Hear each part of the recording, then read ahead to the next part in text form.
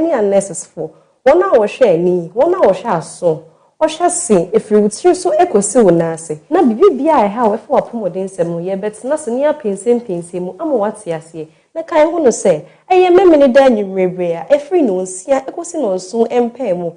every Saturday from 6 p.m. to 7:30 p.m. Because say apomodin koma no what just say ma pomodin enti aha ye Ashanti Prime TV na nim say Ashanti Prime TV dey aha na no krewo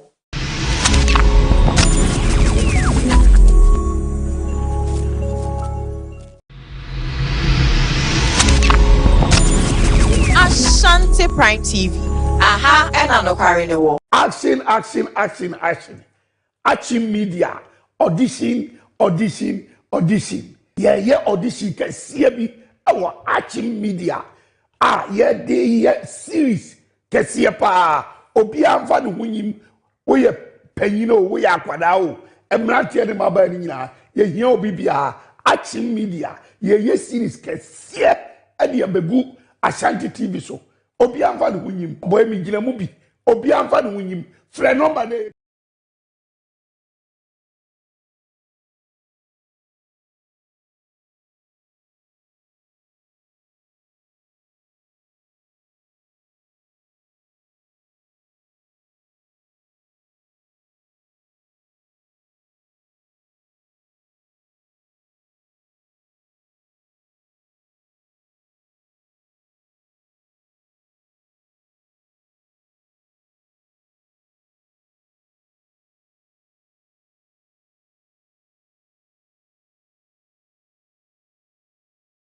da kutuni mambo semene de toso eyedumienu ewa fimpimienu eni ejienu insiemu Premotobre ewa Ashanti Prime TV so emrason sense ma yensa kan de wo man Ghana ena face obi man so ensem no yede ba besom mu ewosimaji asa entem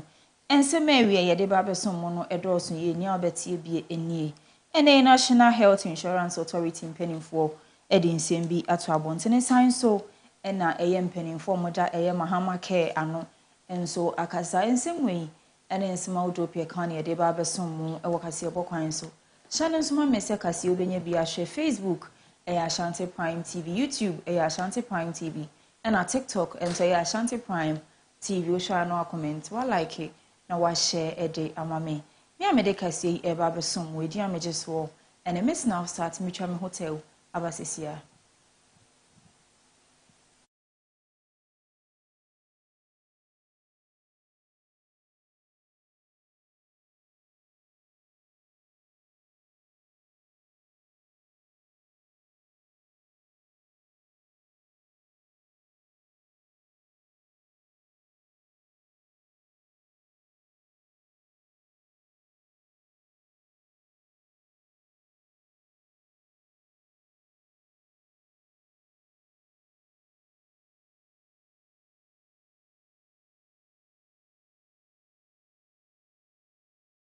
So amu akwa babiem ediaba Ashanti Prime TV so afei jibre na yendo ensemi mu tuko ene ukopie mu ewo bunu Easter eyade a eye National Health Insurance Authority mpanimfo afa adoye kwan so edi eye boat eye akwakoche adehye wo hɔ no mesan so kopie mu ewo bunu Easter mmiaye ni bebre wo hɔ no ma wopese ukɔ hɔ no ma agese weche nsuo na wuche nsuo na wohwe nsu kese na kodoɔ ketua bi na adehye a ewo hɔ no edi echensu ana akoye ayemjishie yie panti no National Health Insurance Authority mpanimfo fa adoye kwan so edibotu ekwese wona wotwa eye Sene River ena afenso eye Volta Lake no ebeboa wono makobedie ho nsem akoyie 2025 ayenya new CEO e decide se dey betu ani abra obesra ye wo Bono East e ka che ne se ehia akande ti se bota communities there was Sene East, Sene West and a Blue District on between there adwuma nti CEO so antwiano and sibody o maya ho ano ho baso ko se obeboa na yensaka last week and yensaka e boti ewo Sene East ha benim se boti ya abai ebema enuanu ma mo wo nsu agya kanene ntimi nkoko nkoye insurance mo mo ebitimi enya omo Nieto so bio. This year news said this year Bono East person do universal health coverage. Universal health coverage is say person register bono is mantemi mu nipa omunumu 80%. Ene boti ya ba be commission na yem commission ko a na yebewie so hand over na ye de ama community na chairman boti dwumadi a obegini se health insurance dwumadi bia eye mansini mu boti eya ho se obobo sa dwumadi ye tosu mienu eya promoting dwumadi bia se odi eya mansini mu onu susu boti eya ho se obo supporti nye health insurance nko a ni etosu bien eya national assignment se bia ye boto aba na anase ye polio exercise na obehia se boti emfa nipa mfa ntwa nko asuaja onu susu siu ni wo mampanyi his excellency se yemfa mra no medi sa dwumadi oba beboa ma ya pomudin akosoro na sa dwumadi pa ho a boti ade bia ni wa obeye e dia matimamufu mu bi se bia ma tonam osasame de cross ko asuaja ye boti dwumadi ni nti ye besre honorable assembly members ye besre nananom ye besre opinion leaders ye besre police fu ahoya ha boti dwumadi as a minister I have defined it and we are going to go by it strictly. Sakwani efaso aboti ebeche amayen na kire bi yanko abuse amaboti amesei and then make us a manager da ma ho ada say your man penny His Excellency John Dramani Mahama edia fidie kama we edia bedom Sini East District peninsula e kwan ba akopɛ e na obetimi afa edia ba that is the western part so one trans you fan the northern the southern and the eastern part answer over this room just what trans you and we have about 100 communities along the Voter Lake and the river Sini River reaching them no very difficult say betimi adru wo mchen ye de kodon kitinkiti ya hu no wonsu na ni na de ko o konso a asrochi timi bo from akase timi tu it takes us 1 hour 30 minutes and so na adru ba na me no wo kase yi machine ya abayi e kire say 15 minutes pepepe ye betimi adru ho nti ye beboa yen ama yatimi ahwe yen krofo apomdin ne niamaniama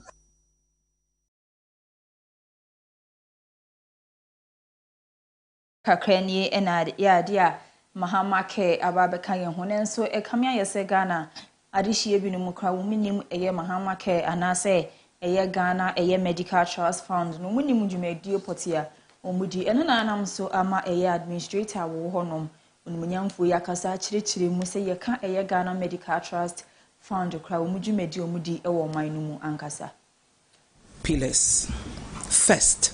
financial support for specialized medical care.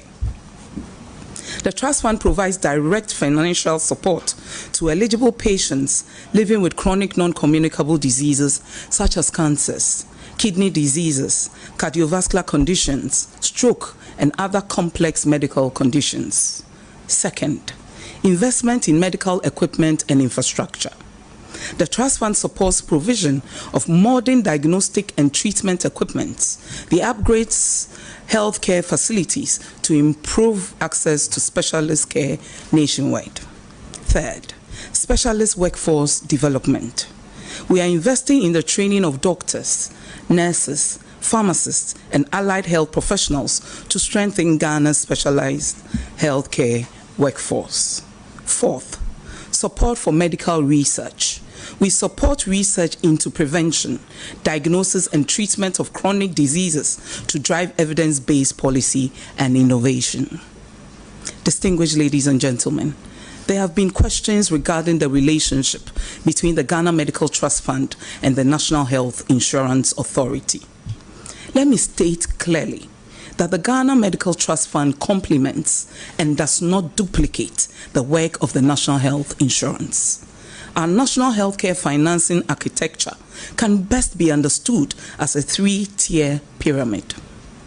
At the base of free primary healthcare, which delivers essential primary healthcare services such as interventions in disease prevention and health promotion. At the middle sits the National Health Insurance Authority, which covers broad outpatient and inpatient healthcare needs. At the apex is the Ghana Medical Trust Fund, which focuses on specialized tertiary level care and supports patients where the National Health Insurance Scheme coverage is limited or unavailable. Secondly, while the National Health Insurance Authority is principally a health financing institution offering financial risk protection, the Ghana Medical Trust Fund, by contrast, has a broader specialist mandate under Act 1144, covering patient support, infrastructure and equipment investment, specialist training, and medical research. Ladies and gentlemen, since assuming office on the 1st of August 2025, significant progress has been made. The Secretariat commenced full operation in September 2025. The Board of Trustees was inaugurated on the 13th of October 2025 and has since held a number of meetings to provide strategic oversight and direction. 4 subcommittees were constituted: Technical Oversight Committee, Resource Mobilization Committee, Finance, Investment and Administration Committee, and the Audit Committee. These governance structures have accelerated implementation of the Trust Fund's mandate and the President's flagship healthcare agenda. Nyinipa no oda Ghana Shippers Authority ano eyon monyamfo baafo akwasi sapon. Nene wakasa e de ato abontene se gina ya aban na sie se bibi edi enda so any publican AI tax eno nso ebeboa ode eba no. Onde osusu se bi ya ade e kwan bi na aban epese wofa so no odi wia adwadifo esan se ye hwa so bi ekra ne yema na ebedru port ayade agiare empanimfo ehwe ne customs ehwe emani ni nyina ekoboko na esiden ne nei yedi AI ne bi esan so eba abefra na chese yesa eto aye ba betua edi amasa publican AI no ekwan bi so na se nyansasem na aban no epese wo fa ekwan bi so dede adwadifo no san so je eto bi a odi area wo mokeke amafo already no what say economy okokra ebro ni beans ni ade aba they say onchira ba se memo obi odo fu piafo esu go pharmacy su wasa de ko problem AI aba what bank you economic strategy for imports because what on your good now they also destabilize the currency because of imports mean ka say import enye bia maybe be an produce organ I say importing it. But at the port no the magic of a port is as I say here throughput uba ya no clear in them no business there bia a big business there enya de papa we AI we will be a shia ya nti ho asem dia and one is on to do here e say ka mo ye ayi ubo de ro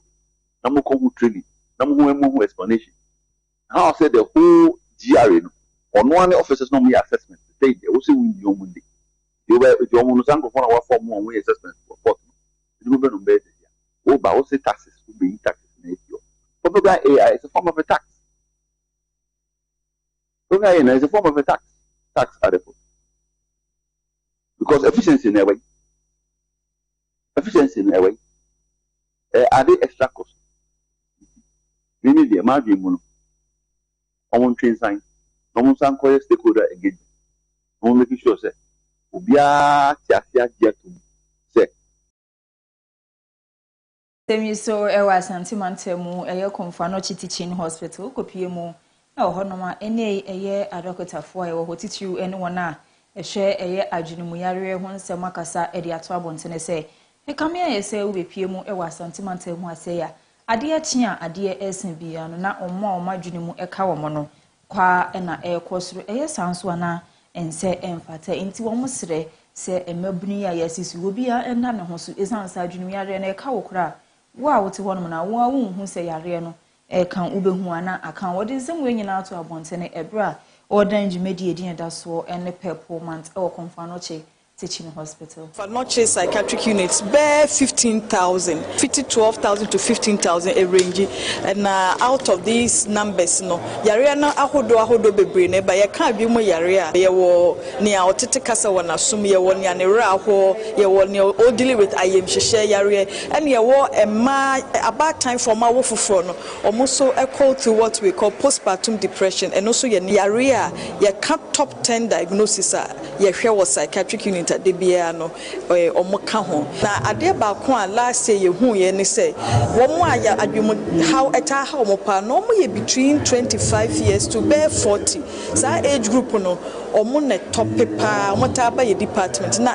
problem kese e kire say wo hwe sa age group na fe na nipa no se be wa wie school wa wie ni national service or ware wa sha se wo ne ma wo ye ni PhD bi a wo ye obi ni business bi a wo ye enti se sa time no e na how ebe bona to ha na ebe happy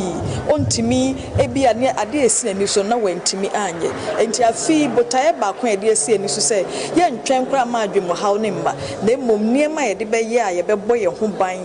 free adwemo how no eno ntina team no for mental health awareness month they say let us move from awareness to action I just say ye nyina no ye niema wo se ye a ye de betimi ama ye nya adwema pomden but unim keke nye enough to one na mo ankasa financial sem free wa wo so na afa wo busua so ne wo sa wo ye bomode anda ye didi ye mema dwendwen bi enna wo so who go through koda na mu a mesrel trumika eba ya so ye ha wo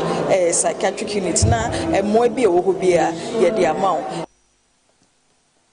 yanso ansemi so e wa atoye mantemu kopie mu e wo ho no ma eye Prestia Huni Valley enei adehye e na afa nso na nanom atena nkonwa e wo ho no makasa e de ato abontene so mani agiye pa se aban ahye na yes China fo mutu eye foma gudie e wo ho no ya pam omunyina no mo de omo nsoso so obi efri ne man so se wo ba eye Prestia Huni Valley aba bitu e foma gudie e wo ho no menti obesre se eye se de yede eye da mines amon munyamfo Ibrahim Mahama o hweso no besre sen ka aban no nsunya eye Ghana ni aye woni mugidie so betumi atufo magudie no no de aye ensiesie a aban no emfo no embra eye Prestia Huni Valley no beboa sinasi ebejai ama obi obefri ne man so aba no abetu eye fo magudie no wi osan so de akone kuro ama ya ba cheche China fo ni ebo se wa ha se ya danyame ase na ebi aba ukrom no mboa wa na aban ya ba cheche na se ye ni age nti yaso yampa omo wa ha ti ya danyame ase se wa be yi omo free a nti aban ma ye ni papa obaba ba bua community ni ene o ye nana no nti enwumre ya 70 awa ne se China for ne de yempa omo wa ha bio omo sikro we ma ya nya papa ma ye ni omo ye sisifo ya di omba bua Ghana ban ama wa bua ye timamufo omo to go do asase ne so ye fro omo de omo beba 5 to 6 years omo ma himfia plan ne ho ni nyina eye nanano mo dia one omo ntimi enhia nanano and another one so complement me anya community engagement this one any community engagement how can you meet the community one see so one community engagement na community for no kran kan o ma asema atrewo o man ko mo hia asema atrewo how can you feel the pains from the community yam kan what you say one o help mining company no mo wana one your farm rent bi mo ha scan no de mo no one less than 1,000 Ghana a month and they don't care about their sleep, they don't pay sleep, they don't pay anything and o help kind no so that one so e kwan ni obi ya fa na sika na kwakodo kwa na makotro keep off just say adokra on person obedo because concession won so a ye home pepe bi a omo wa aye genu a omo de aba ba kire the senti sa China for na wodo ma beguo na wa befa won de ye ka kire aba ni say ope China fun wo ye dia na ma mamunsia eno ya de ye no bedu nie mpe omo aha pa de eye alasa Gambia oman we de ye mpe omo China for omo ba omo amebo aye youth wa ha baby youth for nam kromu ha omo amema ya dwuma bia anye omo bebu ye kwasea atu sika gudie ewo asase we so a omo amo ye bra bia ne youth for ne nam kromu ha obia ne adwuma ye ntisie ye hu China for no kromu ha de a ene anya asem papa ye hia China bi bia wa ha bi Ene se ukopie mu ewo Puru East ewo Eyebunu East regional. Eyade ade hia ewo honum titiu ene afarefo eye mpanimfo a omudi wonjuma ewo nsuo su eyi eye ensuo munam no. Omode omohaw eto abayanim na kamia yese omohaw no. Ade achia ade esembia no omohaw no edoso eno nam so ema ye maami Emilia oso afo hwe nsuo munam ehunsem so epa mpanimfo baako efiri na so yese wonko eye Puru East no wonko tie eye ade hye wo honom no omo ankasa ehaw no omo nso ehu kwan obefa so a obeboa wo mo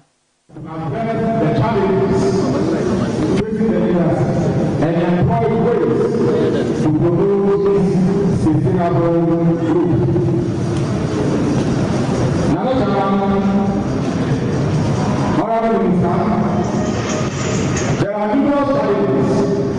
facing our fishing industry. Some of them include illegal fish on our water bodies, inadequate logistics to fight illegal fishing, lack of agricultural development facilities, and inadequate support for fishermen and fish mothers, among others. Time try and share the swear excellent after demand. But your man must make action to say, oh my God, a sacra. Yes, you see the better is to excellent after here after Say, you depart, you present, and you are I you in the week. Honorable Minister. Because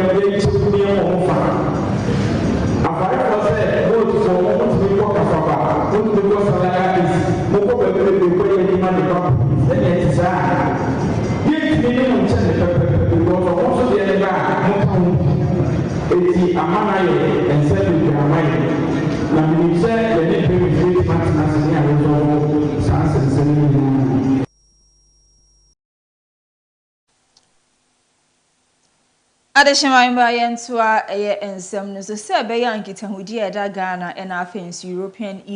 Union aye twanitia efreni se EU entem ebe kosoa akokama na wahyebu kinenti ene eye Europe eye day reception ya de odehye so ewo Ghana ha se enkranpumpuni mantemu na no enadwumedie na se eye EU ambassador to Ghana eye onmonyamfo eye rune eye skin ba je kasa ede ato abonten se wo hwese de eye Ghana ebo ne homoden se o maina enya ade bibi ebetumi atete eye Ghana ene EU entemti omo eye Ghana ena afensu EU ebo homodin bi asenkita hudi a eda yentem ne yebehwe ne yahye kina has undergone a complete transformation since then. What has remained is the warmth, the generosity and the hospitality of our Ghanaian hosts. Today we celebrate 50 years of physical presence of the EU in Ghana under the theme of Golden Bridges, as you may have seen as you entered. We celebrate the famous speech of French Foreign Minister Robert Schuman that laid the foundation for the European Union as we know it. Schuman had the vision that peace relies not upon clenching fists, but rather on opening our hands to partners who act alike, just like Ghana. This occasion is not only a celebration of history, but also a reflection of a partnership that has matured, evolved, and deepened over the decades. On behalf of the government and the people of the Republic of Ghana, I extend our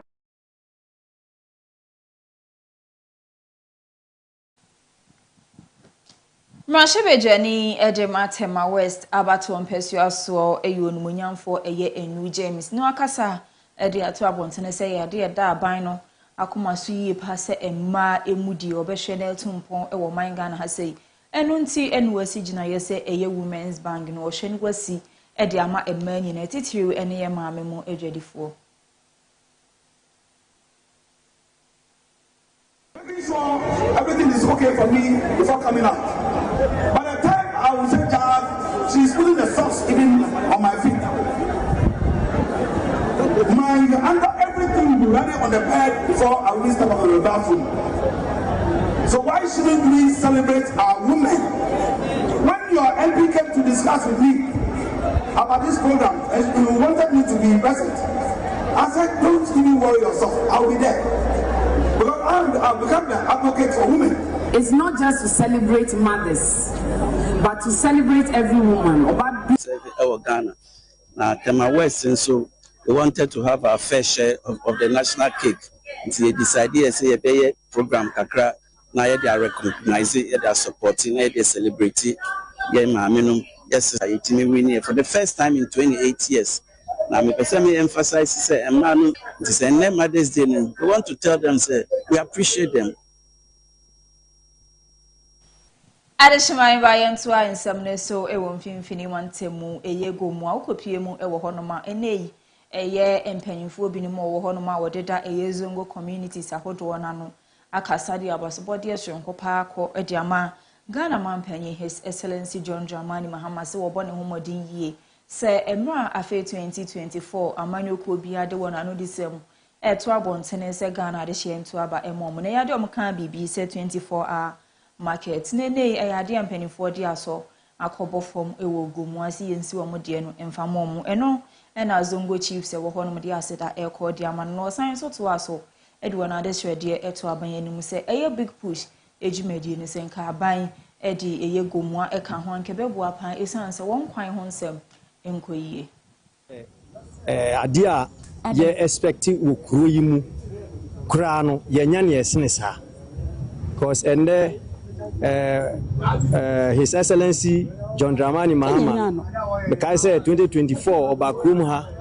obekasa so ade a opese oyema no ye nta na chi ne yenye no no so so yemboa ampa eye enne fidai yehu nsachaya a wose wode beba butumburum 24 hours economy market eno so yempa ya yeboa no aba bedu butumburum man ama sisi a yegina hai abanya be kate so dende a ye be start aye 24 hours market economy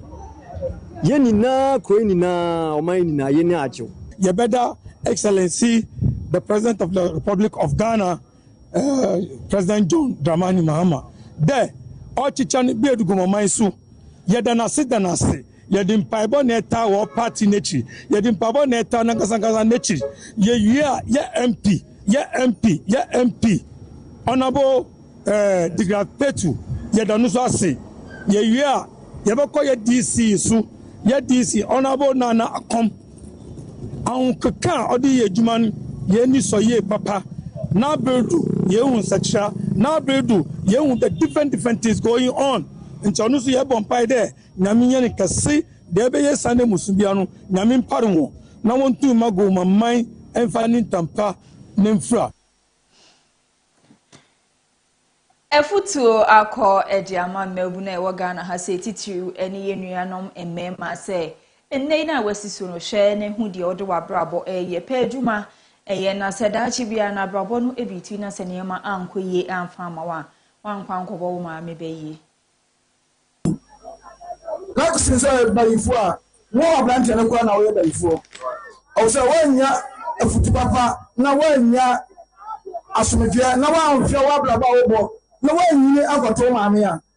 wo ablante ne nkase na wo bayifo wo maame ntumi ye o wo maame ko bose be udie ba ta bia no bose ne ba de eniye obo se me gira na se wo na tumutumi a rede mutumu ye adewe ti mesre fa anse nuyanum abaya aforo Oh, now we need to plan. Bomadana say, over brain what it's a plan.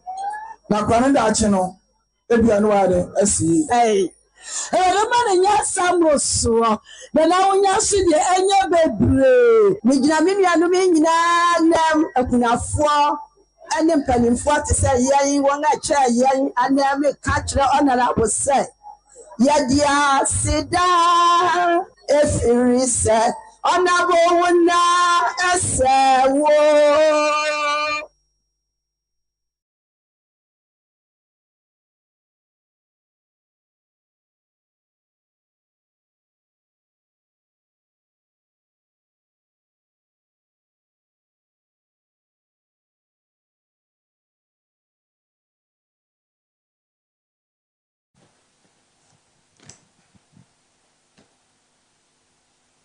Primary Premotobre Kasiebo ene wani gusu a wo hye se yeto ansam ne so dia na yefi oman Ghana na yedi ani atremu e wa mahodo so ensam se ye be hye ase e wo France ene okopie mu e wo hono mampanimfo e wo France akwa akohia eye Kenya mampanyin e nunyamfo eye Williams eye Ruto botaye nyina ene se wo hye na amanaman mienu e de wonsa ASHANTI ase apamase na wa hye kwan a e befa so na nkitahodi a eda e amanaman mienu entim se koba no eye agudie mu nsem na afi nsenwo mesua enwo nsem e kwan obefa so na wahye mu kina.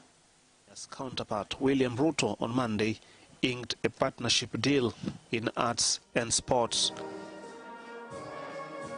The leaders emphasized the need to leverage Africa's human capital abundance and France's technological advancement to drive economic growth. Followed by the Kenyan anthem.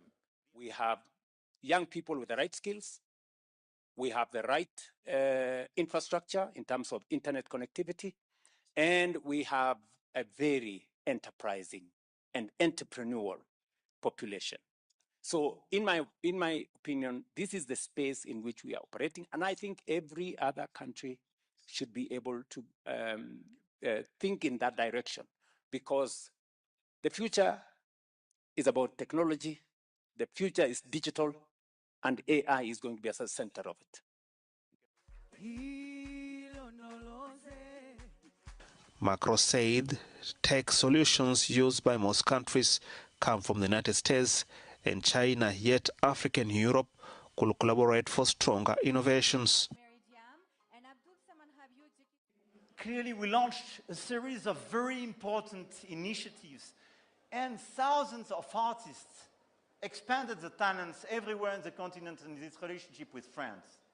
On top of that, we launched a series of residences for artists. More than 1,000 artists today work on the African continent. Macron is in Kenya attending the Africa Forward Summit, which brings together heads of states from many African countries. France is currently aiming to reshape its relationship with Africa. Yantra obi mai so nsam ne so e wo Haiti ne okopie mu e wo hono madaje eni posokra ni nyina eni se yade eni pabonfo obi ebora eye Haiti mani ma wato asha adehia e wo hono so ntie nei adehia no anodem esremwa e de afiri aman ahodo eso. On Monday, many escaped with only what they could carry, while the sounds of gunfire echoed in the background. The government of my country put me in this situation. I thank those states for forcing us to abandon our country. Displaced families gathered in public squares and along the road leading to Toussaint Louverture International Airport on Monday as fresh gang violence spread across Haiti's capital. Doctors Without Borders reported that more than 40 people with gunshot wounds had been treated within 12 hours, while one hospital security guard was struck by a stray bullet during the violence. We have been displaced along with a lot of people from Blanca, residents of Terre Noire, people from PSCs, all the people who are in the area. The gang has put us in the streets. Gang violence has tightened its grip on Haiti since the 2021 assassination of President Jovenel Moïse, with armed groups now controlling more than 90% of Port-au-Prince. The International Organization for Migration says more than 1.4 million people have been displaced. Enche biara ene beto abontene sese okopie mu ewo Sierra Leone eyade a eye opposition party a ewo hodum si edi eye ndubone ehudwa was Sierra Leone e dia kwa ma hodo foforo so de ya de anasa opposition party ene edi muntintima ene party mpanimfo akasa e de atwa bontene senya de anokware bia ewo networks. In an open letter to President Julius Maada Bio, opposition APC leader Abdullahi Kagbo pointed to last week's major drug seizure involving a ship that had departed from the capital, Freetown. On Thursday, Spanish police announced they had intercepted a Comoros flag vessel in the Atlantic Ocean, seizing firearms and 30 tons of cocaine with an estimated street value of $700 million. The ship had reportedly left Freetown and was heading towards the Mediterranean. Authorities said those arrested included 17 Filipinos, 5 Dutch nationals, and 1 person from Suriname. In his letter, Kagbo said he was acting out of profound concern and patriotic duty. He cited what he described as repeated international reports linking Sierra Leone, its international waters, ports and borders.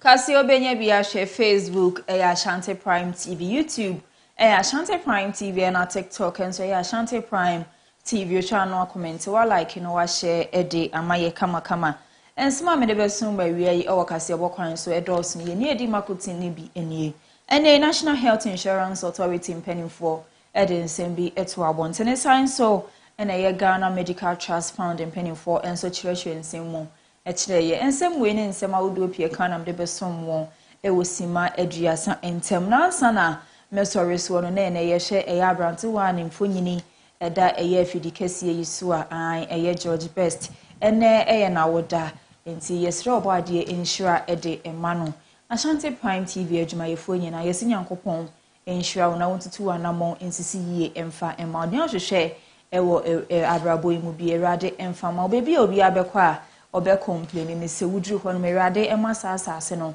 enda no wo bohye asase George nyankopon insura na wontutu anamon ensisi emfa emma adeshimamba hanom sei ene brebe makwan ma mede Prime area Premotobre kase ni nyina esie mi amede kase besu medi ameje so ene mesnafsat makra obia